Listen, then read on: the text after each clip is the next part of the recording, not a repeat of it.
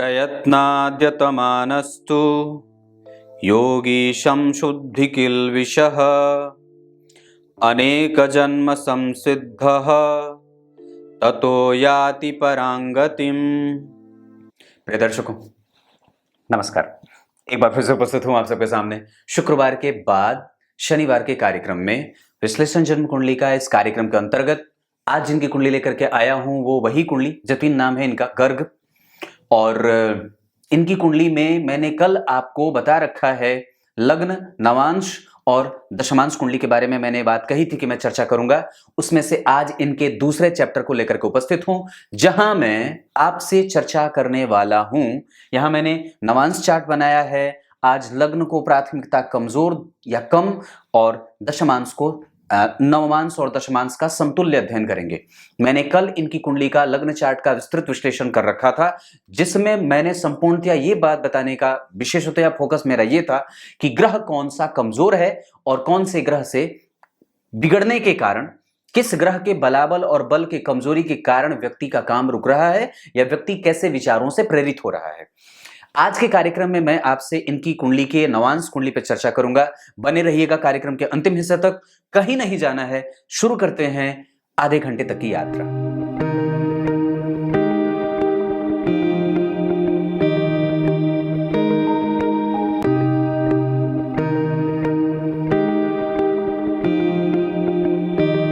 आइए अब आपको सीधे विषय पे लेके आता हूं। यहां मैंने नवांश चार्ट बनाया है।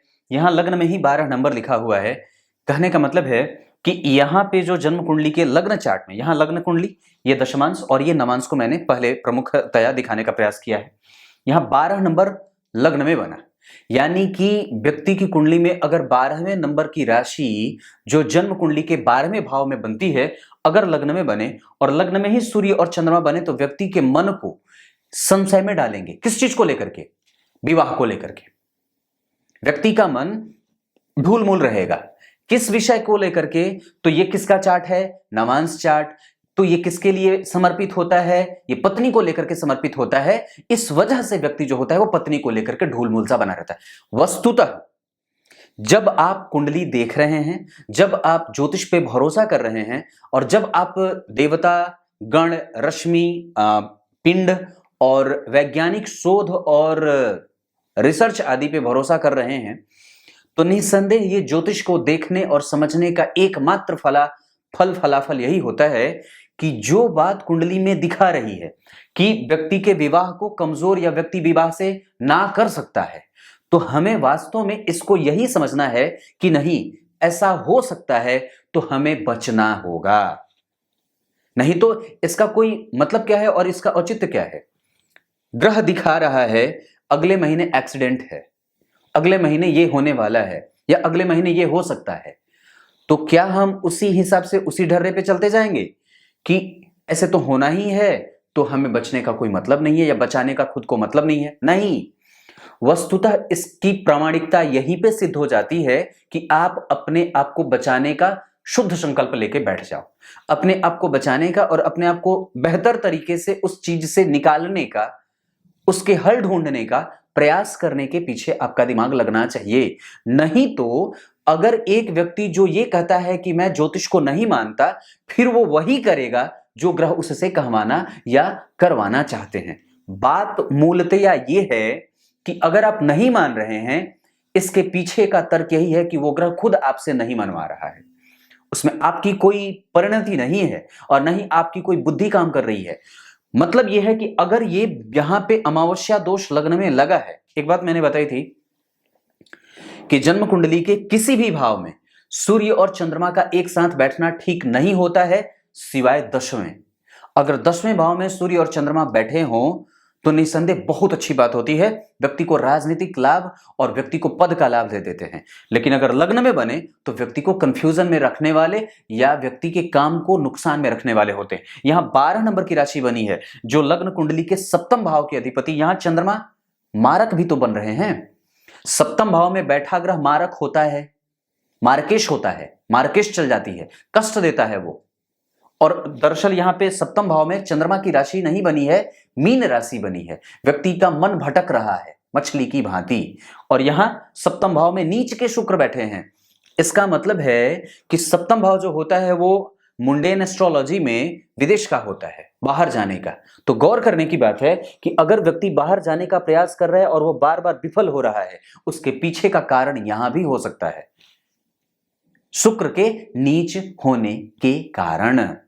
और जन्म कुंडली में बुध जो जन्म कुंडली में 5 नंबर की राशि में बैठे हैं, वो यश देना चाहते हैं, कृपा अपनी देने की स्थिति में है कि वो ग्रह जो है वो कृपा दे दे।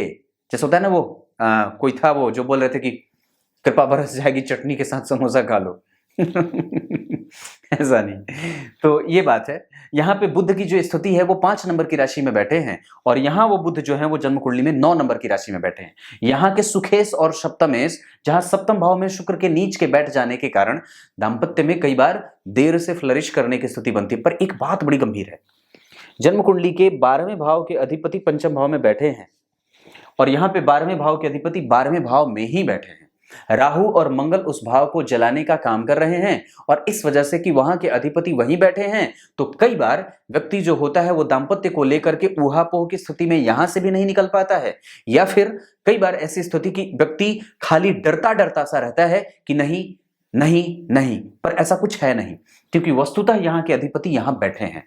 लग्न के अधिपति यहाँ जो बुध बनते हैं वो धनु राशि में बैठे हैं और यहाँ वो जाकर के जन्म कुंडली में सूर्य की राशि में, जहां के अधिपति सूर्य लग्न में बैठ करके व्यक्ति के जीवन में प्रतियोगिता की वृद्धि भी कर रहे हैं, या फिर एक तरीके से सूर्य की स्थिति लग्न कुंडली से ज्यादा बढ़िया नवांश कुंडली में बन रही है। यहां सूर्य जो बैठे हैं वो अति शत्रुता के भाव में बैठे हैं शनि की राशि में, लेकिन यहां सूर्य जो बैठे हैं वो प्रतियोगिता भाव के अधिपति होकर के लग्न में बैठे हैं, लग्न के अधिपति उनको देख भी रहे हैं। इसका मतलब है कि गुरु और सूर्य जब व्यक्ति की कुंडली में एक दूसरे के ऊपर, या गुरु का प्रभाव 5वीं दृष्टि से लग्न पे पड़ेगी, चंद्रमा वहीं बैठे हैं जो कि जन्म कुंडली के पंचम भाव के अधिपति हैं, तो पंचम के अधिपति चंद्रमा के ऊपर और छठे भाव के अधिपति सूर्य के ऊपर अगर गुरु की दृष्टि पड़ जाएगी, इसका मतलब है कि आपको डरने की आवश्यकता बिल्कुल भी नहीं है। एकमात्र गुरु की दृष्टि जो कि लग्नेश है,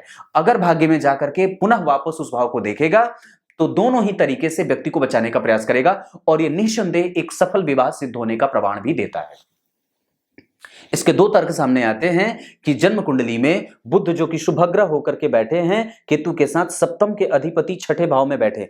एक बात याद रखिए, मैंने इस पे कार्यक्रम बना करके बात कही थी कि सप्तम के अधिपति अगर जन्म कुंडली के छठे भाव में जाते हैं तो वो उसका व्यय नहीं कराते, वस्तुतः उसका उपभोग कराते हैं और व्यक्ति का आर्थिक पक्ष कभी भी विवाह के बाद कमजोर नहीं होता, बल्कि विवाह के बाद और भी सुदृढ़ और मजबूत होता है। पक्की बात है, ये समझने की बात है। ऐसा इसलिए क्योंकि 12वें भाव के अधिपति 12वें भाव में ही बैठे हैं। अब एक बात और भी बताता हूं, मंगल और शनि का 12वें भाव में बैठना बस इस बात की एक इशारे की तरफ व्यक्ति का इशारा करवा रहा है, या खुद वो इशारा कर रहा है प्लेनेट कि व्यक्ति कुंडली मिलाकर के विवाह करे। ऐसा इसलिए क्योंकि लग्न कुंडली में भी मंगल जो बैठे हैं वो वृषभ राशि के बैठे हैं और गौर करिएगा शत्रुवत बैठे हैं। यहां मंगल जो बैठे हैं वो 12वें भाव में बैठे हैं, समता की दृष्टि का संबंध रखेंगे, समता का संबंध रखेंगे। मंगल और शनि दोनों एक दूसरे के बहुत अच्छे न तो मित्र होते हैं और न ही बहुत अच्छे शत्रु होते हैं। राहु वहां पे बैठ करके शम राशि का बैठा, वो अपनी ही राशि में बैठा है, इस वजह से वो कमजोर नहीं है भाव। वहां पे एक अलग तरीके का, दरअसल वहां जो ग्रह बैठा है वो वस्तुतः भाग्य का अधिपति है, विदेश में जाकर के व्यक्ति के भाग्य का, या फिर यह भी कहा जा सकता है कि व्यक्ति के भाग्य को कमजोरी भी दे रहा है। गुरु अकेले बैठे हैं, इस कारण से वो कौन है, तो जन्म कुंडली के 10वें भाव के अधिपति जन्म कुंडली के भाग्य में आ रहे हैं। व्यक्ति कई तरीके से धन कमाता है, उसकी 5वीं दृष्टि व्यक्ति के व्यक्तित्व को और व्यक्ति के पत्नी को भी विचारवान, श्रेष्ठ, बुद्धिमान, कवि से युक्त कविता के गुणों को प्रदर्शित करने वाली, कविता लिखने वाली, लेखन क्षमता की मजबूत और शुद्ध और दार्शनिक व्यक्तित्व का बना देता है। या स्वयं उसकी पत्नी ऐसी होती हैं जिसमें धर्म का, जिसपे दर्शन का, जिसपे आध्यात्मिकता का, जिसपे चिंतन का और जिसकी महत्वाकांक्षा बड़ी ऊंची और अच्छी हो, वो गलत और निंदनीय ना हो। पक्की बात है, क्योंकि गुरु का प्रभाव जब लग्न पे पड़ेगा तो निसंदेह जितने भी कष्ट होते हैं, सप्तम भाव के अधिपति बुध जो हैं वो गुरु से केंद्र में है। ये सबसे अच्छी बात है। नवांश को देखने का तरीका अलग होता जरूर है, पर इसके देखने का जो प्रभाव है या इसके देखने का जो तरीका है वो लग्न के ही सदृश होता है। परंतु अब आपको गंभीरता से अध्ययन करके बताता हूं।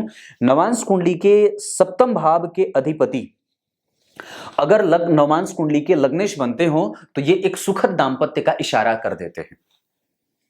लेकिन जब आप इसको यहां गौर कर रहे हैं तो लग्न कुंडली के सप्तम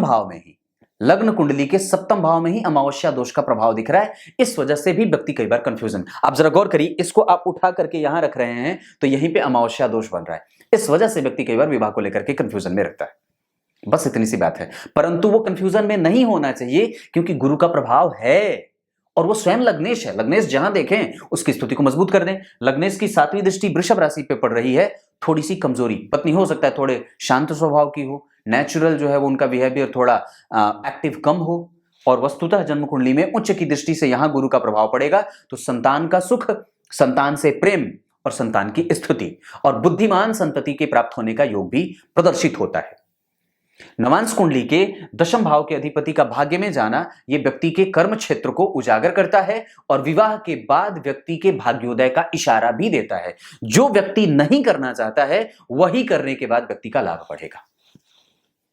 समझने की बात है। ग्रह क्या कराना चाहते हैं, वो क्यों कराना चाहते हैं, आप क्यों ना करना चाहते हो और क्यों कर रहे हैं, क्योंकि ये है और वस्तुतः वो होगा यही। अगर हो जाए तो ज्यादा अच्छी बात है। वस्तुतः आप अपनी कुंडली के लाभ भाव को देखिए। लाभ के अधिपति 12 में बैठे हैं। अब एक बड़ी अद्भुत बात बताता हूं। लाभ के अधिपति का 12 में बैठना नवांश कुंडली के लिए अच्छा माना जाएगा, क्योंकि वो नवांश कुंडली जो है वो आपके स्पाउस का होता है, वो आपकी पत्नी का है। और वहां पे नवांश कुंडली में 11वें भाव के अधिपति स्वग्रही होकर के मंगल के साथ बैठे, जो कि भाग्य के अधिपति हैं।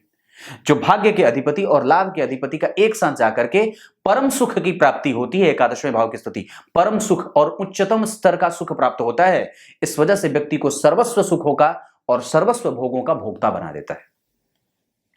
यह बात है। आप यहां पे शनि और मंगल की स्थिति को कमजोर ना समझना, और ऐसा है भी नहीं। वहां पे तीनों अच्छे बैठे हैं। हां, इतनी बात जरूर कहूंगा कि व्यक्ति के जो भाग्य के प्रबलता की स्थितियों को देखने पे ऐसी बात सामने से आती है कि व्यक्ति अपने जन्म स्थान से दूर जाए और जितना दूर जाना चाहे। अब एक बात और है कि कमजोरी क्यों बन रही है, क्योंकि यहां पे नीच के शुक्र बैठे हैं, जो कौन है, तो जन्म कुंडली के विदेश में स्थापित होने का या विदेश जाने का इशारा करना। तीसरे भाव के अधिपति नीच के, इस वजह से भी कमजोरी बन रही है। तो नवांश कुंडली में, लग्न कुंडली में स्थिति चलो ठीक है, लेकिन जब आप नवांश कुंडली में आ रहे हैं तो विदेश में सेटल होने की जो बात बनती है वो कमजोर होती जा रही है, यह कमजोरी को प्रदर्शित कर रही है। क्योंकि तीसरे भाव से भी देखा जाता है, छठे से भी देखा जाता है, और छठे भाव के अधिपति लग्न में बैठे तो प्रतियोगिता भी तो बढ़ा रहे हैं, आपकी कंपटीशन को बढ़ा भी तो रहे हैं, और किसी न किसी तरीके से आपके राह में रोड़ा भी तो डाल रहे हैं। और वस्तुतः अष्टम भाव से, नवम भाव से और 12वें भाव से, तो 12वें के अधिपति 12वें में मंगल और राहु के साथ बैठे हैं। ऐसी स्थिति में व्यक्ति विदेश जा सकता है। कब? शनि मंगल राहु केतु की दशाओं में, और पापग्रह सूर्य की दशा में। सूर्य में मंगल, सूर्य में शनि, सूर्य में राहु, सूर्य में केतु, सूर्य में शुक्र। जब ऐसी दशाएं चले तो व्यक्ति लगातार प्रयास कर सकता है। ये बात बनती है। तो ये आपकी कुंडली में नवांश चार्ट है। लग्न के ऊपर गुरु का प्रभाव है। आप निसंदेह होकर के विवाह करिए, और यही करने के बाद आपके भाग्य का लाभ भी मिलेगा। लाभ धन भाव के अधिपति 12 बैठे हैं। 12वें अपने भाव से तृतीय एकादशवें के संबंध में लाभ भाव के अधिपति के साथ धन भाव के अधिपति 12वें बैठे, और 12वें के अधिपति लाभ में बैठे, 11वें के अधिपति व्यय बैठे। किसके साथ? ध्यान से समझिए। विवाह के बाद भाग्योदय है कि नहीं है, अगर मैं इस बात को चेक करता हूं तो इसका कैसे चेक करेंगे, इसको कैसे चेक करेंगे कि विवाह के बाद भाग्य कैसा और कितना लाभ देगा? धन भाव के अधिपति का संबंध, लाभ भाव के अधिपति शनि और भाग्य भाव के अधिपति मंगल का संबंध बन रहा है। मंगल जो है वो धन और भाग्य के अधिपति होकर के लाभ भाव के अधिपति के साथ बैठे हैं। ऐसी स्थिति पे मैंने एक कार्यक्रम बना रखा है कि विवाह के बाद भाग्योदय की स्थिति कैसी। तो मैंने उसमें बात कही थी कि अगर नवांश कुंडली में धन भाव के अधिपति लाभ भाव के अधिपति के साथ या नवम भाव के अधिपति के साथ संबंध बनाए, या धन के अधिपति लाभ में, लाभ के अधिपति भाग्य में बैठे हों, तो ये संबंध व्यक्ति को ऐसा दिखा देता है कि दाम्पत्य में बंधने के बाद व्यक्ति का भाग्योदय हो जाता है, इनका संबंध बन रहा है। इस बात को व्यक्ति समझे तब तो आगे बढ़े, 2 थप्पड़ लगा करके खुद की बुद्धि ठीक करे। कुंडली कुछ और कहना चाहती है, कुछ और रास्ते दिखाना चाहती है, व्यक्ति ने नेत्र बंद कर रखे हैं। क्यों? ये अमावस्या दोष जो लगा है। और एक बात और है, गुरु जब वृश्चिक राशि में बैठ जाते हैं, बताता हूं, एक बात बताता हूं, थोड़ा निकट आकर के समझना इस बात को, और अपने बुद्धिमत्ता को थोड़ी देर के लिए बाहर निकल के, अपने दिमाग से बाहर निकल के फेंक दो, और मैं जो कहता हूं उसे थोड़ी देर के लिए सुन लेना। वृश्चिक राशि रोग की राशि होती है। वहां पे कोई भी ग्रह जब बैठता है तो प्रायः रोगी हो जाता है। गुरु कौन है? ज्ञान। वो कहां बैठा है? वृश्चिक राशि में। ज्ञान को रोग लगा है, तो ज्ञान को रोग मुक्त करने के लिए कम से कम अपने गुरुजनों का, अपने से बड़ों का, अपने धर्म का, अपने प्रभावों का और भी ज्यादा उस पर काम करने की आवश्यकता है। पक्की बात है, क्योंकि कहीं ना कहीं कुछ छूट रहा है, कहीं ना कहीं किसी का आशीर्वाद कम पड़ रहा है। इस कारण से निस्संदेह व्यक्ति का भाग्य साथ नहीं दे रहा। बोल दिया, पक्की बात है। दूसरी बात, जन्म कुंडली में विदेश भाव संतुलित है और ठीक है। विदेश भाव के अधिपति यश दे रहे हैं, ठीक है। इस पे गुरु का प्रभाव है, राहु केतु के संपर्क में भी है, यहां भी ठीक है। अब दशमांश पे लेके आता हूं। दशमांश कुंडली में लग्न के अधिपति गुरु के साथ बैठे हैं, जो धन के कारक होते हैं।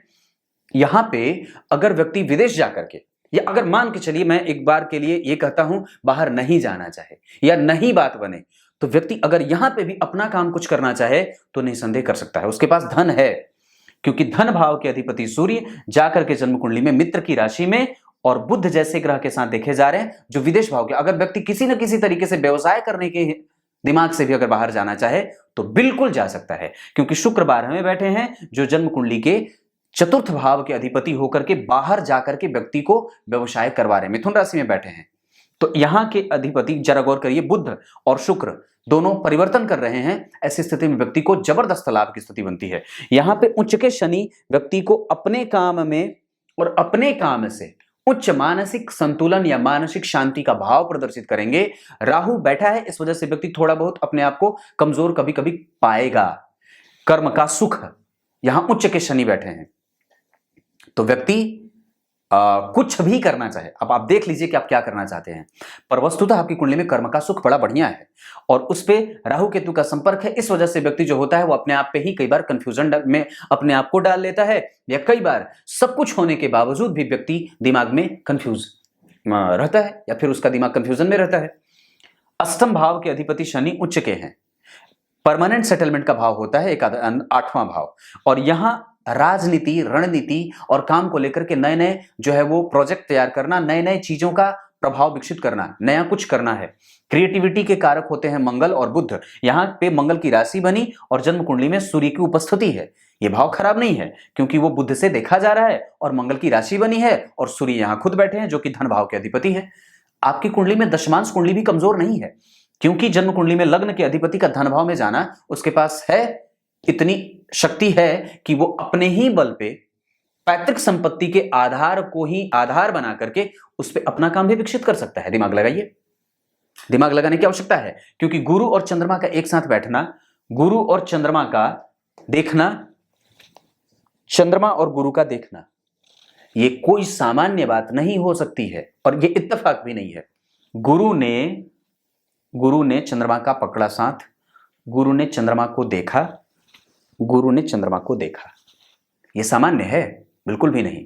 मतलब व्यक्ति के पास यश, कीर्ति, मान, सम्मान, जो भी मैं सामान्यतः बात करता हूं, वो यूं ही है, और ये बिल्कुल भी इत्तेफाक नहीं है। बुध वर्गोत्तम हो रहा है। बुध यहां पे जन्म कुंडली में बैठे हैं, कहां?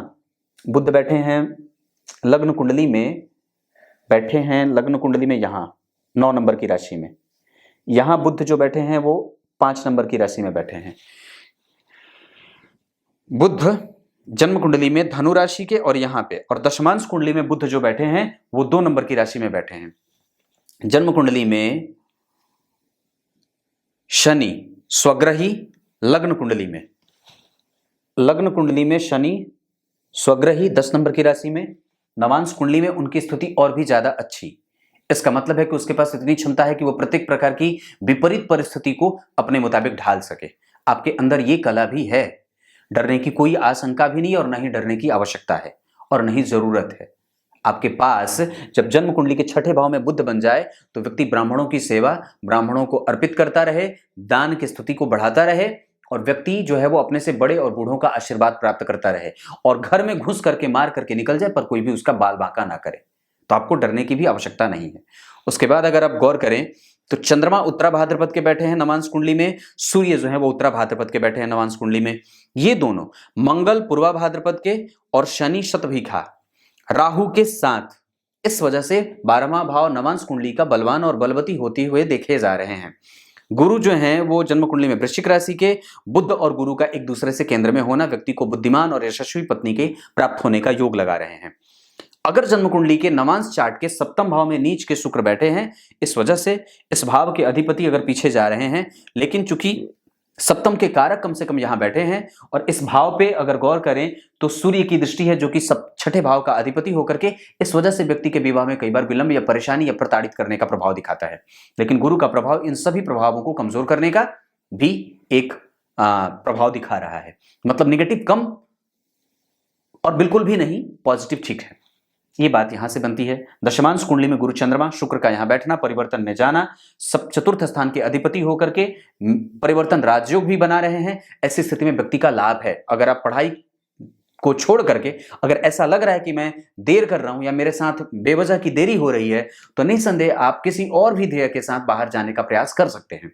आपकी कुंडली में उसकी भी स्थिति है। कुछ इसी तरीके से आज के कार्यक्रम का समापन करते हैं। तब तक के लिए इजाजत दीजिए। कल एक बार फिर से उपस्थित होंगे आप सबके सामने। तब तक के लिए बहुत बहुत नमस्कार। गीता जी के 6ठे अध्याय के 45वें श्लोक में भगवान ने बात कही है। क्या कही है? प्रयत्न पूर्वक जो योगी प्रत्येक पल और प्रत्येक समय प्रयास करता है पाने का। अब आप देख लीजिए कि आप किस चीज को पाने का प्रयास करते हैं। हो सकता है यहां पे आप भौतिकवादी या भौतिकीय लक्षणों से युक्त होकर के किसी भौतिकीय वस्तु को प्राप्त करने का प्रयास कर रहे हो सकता है आध्यात्मिक चिंतन की तरफ आपका प्रयास हो रहा हो सकता है सांसारिक मनोवृत्तियों के पीछे और निवृत्ति के पीछे, प्रवृत्ति के पीछे। अब क्या आप निवृत्त होना चाहते हैं या प्रवृत्त होना चाहते हैं, आपके ऊपर है। निवृत्ति का मतलब सबसे हट जाना धीरे धीरे और परमात्मा के ध्यान का स्मरण करते रहना और परमात्मा के ध्यान के पीछे भागना। और निवृत्ति का मतलब है उससे भागना सांसारिक चीजों से, और प्रवृत्ति का मतलब है उसमें उसके निकट जाना जो आपको मोह और बंधन में डालने का कारण बनती है। प्रयास किसके लिए? हटने के लिए, मुक्त होने के लिए, या फिर फंसने के लिए या उलझने के लिए? निर्भर आप पे करता है। तब तक के लिए अब नमस्कार करता हूं।